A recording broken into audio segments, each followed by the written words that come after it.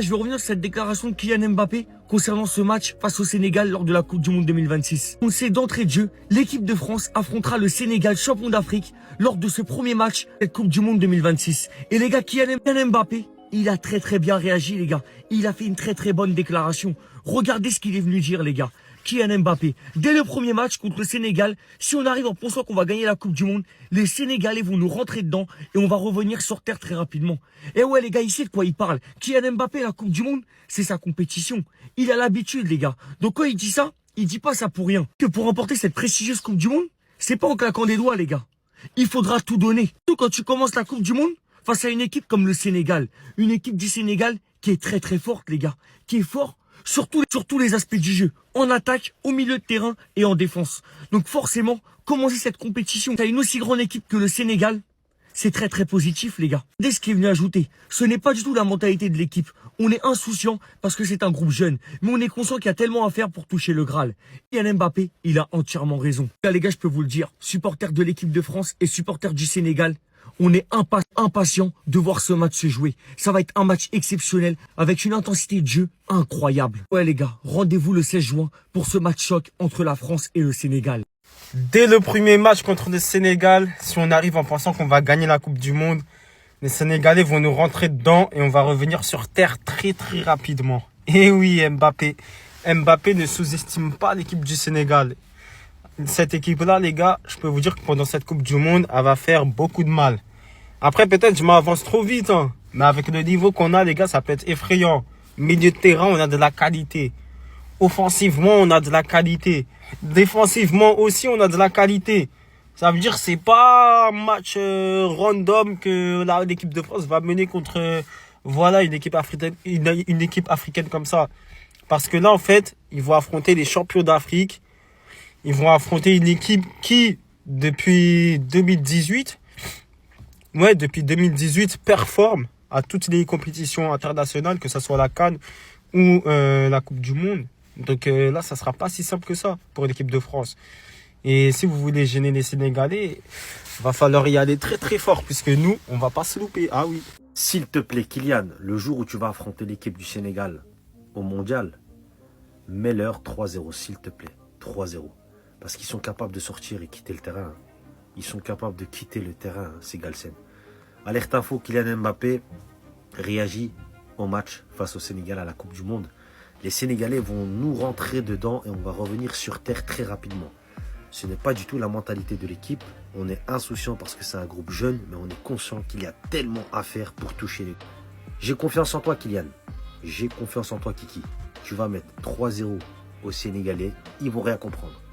Et après, j'imagine même pas la fin du match. Ils seraient capables de quitter le terrain. Lorsque vous allez les taper 3-0, ils seraient capables de quitter le terrain. Franchement, ceux-là, ils sont anti-sportifs. Voilà. Donc, Kylian, méfie-toi des Sénégalais. Même si tu leur mets 3 buts, ils vont trouver une excuse pour quitter le terrain. Bah oui, parce que c'est les champions de vestiaire. C'est pas les champions d'Afrique, les Sénégalais. C'est les champions du vestiaire. Voilà. En tout cas, que justice soit faite pour le Maroc, Audima Maghreb et France Rec.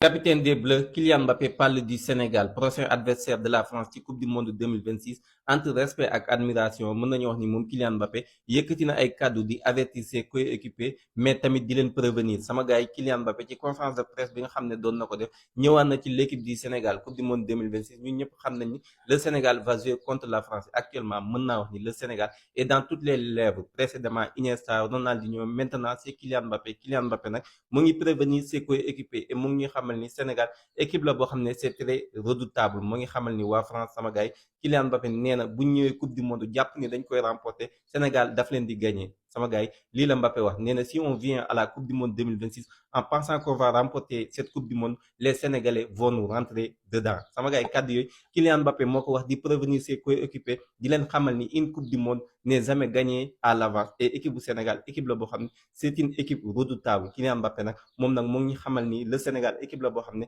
daf ko respecter et am na beaucoup d'admiration envers cette équipe. Et moo ngi wax ses coéquipiers ñu jàpp le match contre le Sénégal match boo xam ne c'est un match à prendre au sérieux. kon dafa nekk yaa ngi ñuy bàyyi xel bu baax gars yi Kylian Mbappé am na lu mu wax ci coupe du monde bi jëmale ko ci Sénégal actuellement nag mën naa ni mu ngi bàyyi xel Sénégal bu baax a baax parce que c'est normal parce que on est 2 fois champion d'Afrique et que gis nañ ni actuellement Sénégal mi ngi def ay performances extraordinaires voilà tout le monde du football le reconnaît ñëpp xam nañ ne actuellement Sénégal équipe Afrique yi moo ci mën te équipe Europe bi sax am na ñoo xamante ne dañuy toog ci seen table Kylian Mbappé nag wax na ci match bi nga xam ne Sénégal war na ko jouer ak France en coupe du monde. Déjà il montre que ni mu ngi ñuy bàyyi xel bu baax parce que Mbappé ne na dès le premier match contre le Sénégal si on arrive en pensant qu'on va gagner la coupe du monde le Sénégal va nous rentrer dedans et on va revenir sur terre très rapidement maanaam nee na waa France bu ñu ñëwee ci match boobu jàpp ne pour que ñoom dañoo war a gagner coupe du monde bi parce que ay Sénégal lañ avec tout nañ jàpp ni Sénégal dina leen def lu méttee métti maanaam dina dugg seen biir def leen lu méttee métti.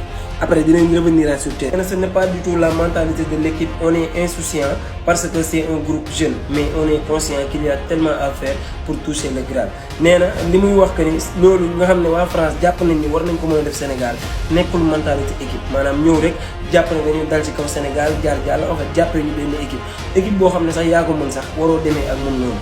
Essayez pour voir bu ngeen essayé di ngeen xam ba xam ñun dañuy ñëw jaar suñ kaw jàll wala ñun da ngay ñëw négocier pour gagner.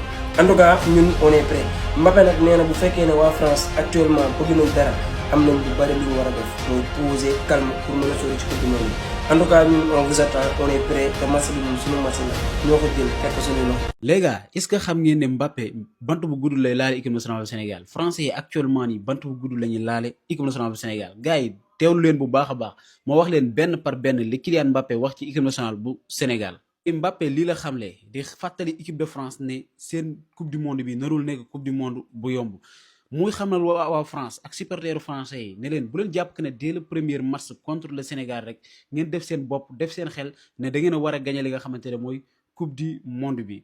te nee na loolu bu ngeen ko defee bu ngeen xalaatee ne da ngeen dès le premier match rek yéen dem ngeen final jël coupe du monde bi nee na yéen a ngi nax seen bopp te da ngeen jàpp te boobaa Sénégalais yi duñu leen ko yombalal c'est-à-dire que équipe nationale bu Sénégal bu ngeen ñëwee def loolu seen bopp dañ jouer avec beaucoup d'intensité, avec beaucoup de rigueur et de détermination pour mat sëkk pour gagner l'équipe nationale di France.